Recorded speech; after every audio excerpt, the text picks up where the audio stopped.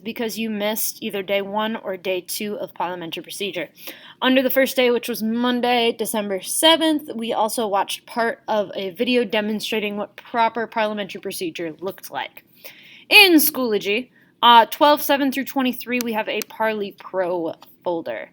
And there is a Parli Pro interactive notebook. So this will be a Google Slides document that we'll be going throughout this unit. So it looks something like this.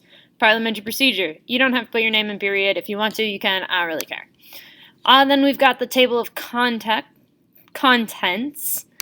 And this was the first thing that we did on day 1, is we defined what parliamentary procedure is.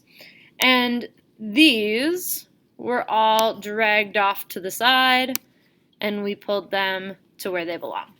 So parliamentary procedure is a systematic and democratic way to run a meeting so that the majority rules while the right of the minority is protected. That is one of the most important parts, is it ensures the will of the majority while the rights of the minority are protected. The principles of parliamentary procedure, there's 3 main ones. One is it keeps order in the meeting hall. We're only talking about one item of business at a time. Also, the majority rules. At the end of the day, what most people want is what is going to happen. But at the same time, the majority cannot take away rights from the minority. The minority still has to be heard, and the minority still has rights. And we'll talk more about that as time goes on. So, oh no, I closed out of it. I must have closed out of it. That's unfortunate. So we have in my Google Drive some definitions that we are going to go over. Uno momento. There we go. So this was more of what we discussed day 2. As I said, Parli Pro, systematic and democratic way to run a meeting so that the majority rules while the rights of the minority are protected. So some basic terms that you need to know. You need to write these down or put them in your interactive notebook. So first of all, an assembly. That is the group who is discussing. A synonym to assembly is house. Both terms are used to describe the group of people who are in attendance at a meeting. The chair or the chairperson is the person leading the group. Sometimes they're the president, sometimes they're not. The chair is who is leading, who is in charge. The floor. If someone has the floor, they have the right to speak. The chair will recognize them, and we'll explain more of what recognizing means, but the chair will recognize them, and that means that they have the right to speak. Majority. That is more than half. A lot of times I get asked if there is a split vote, does it pass or fail? If there is not more than half, it fails. You need a more than 50% vote. A motion is a formal proposal. So there will be different motions that we will discuss, but a motion is a formal proposal of something. A second shows support of that motion. It does not necessarily mean that they agree with it, but they agree that it needs to be discussed. So, for example, the example I used in class today, if somebody wanted a class pet lion, so they said, I move that we get a class pet lion. The person who seconds that motion might not want a pet lion for a class pet, but they want to discuss having a lion as a class pet. A committee is a group of members working for a common idea. So a lot of times there will be committees within a larger group that will just be a small group to better research, better be aware of different issues. One of the most common types of committees, well, 2 of the most common, one would be the executive committee, which would be like your officers, like your president, your vice president, your treasurer. They're kind of the ones in charge. But then there's also often like a finance committee that is in charge of fundraising, that's in charge of dues, that's in charge of any of that.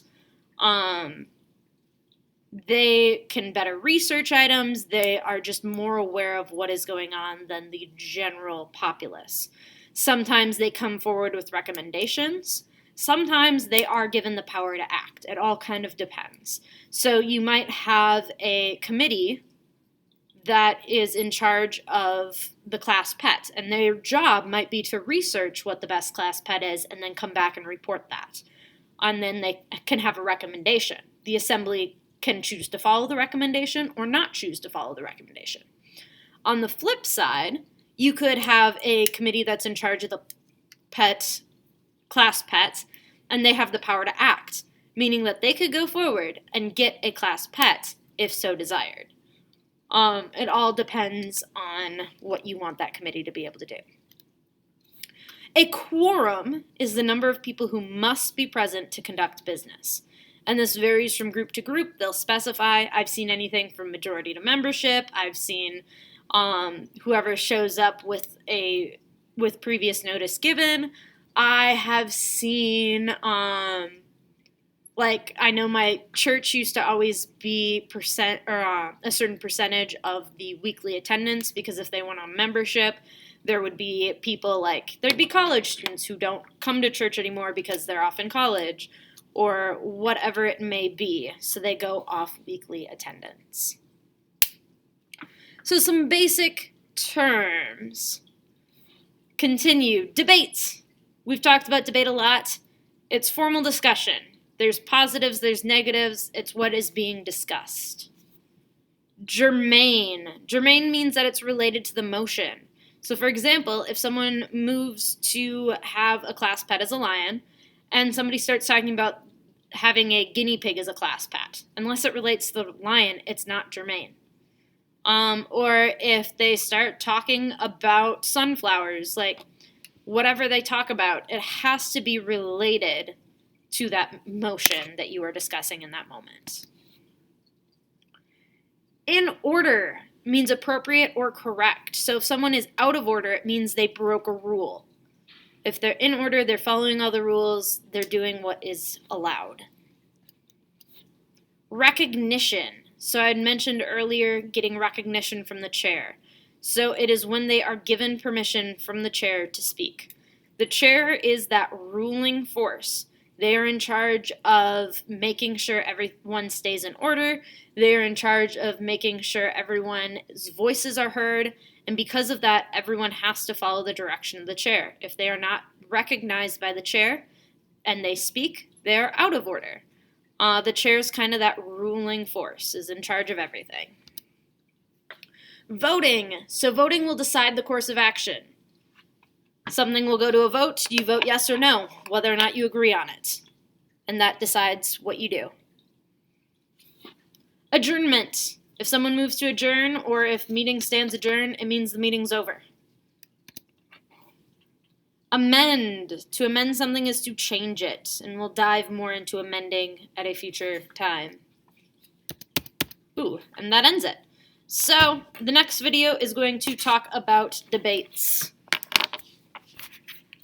Have a great day.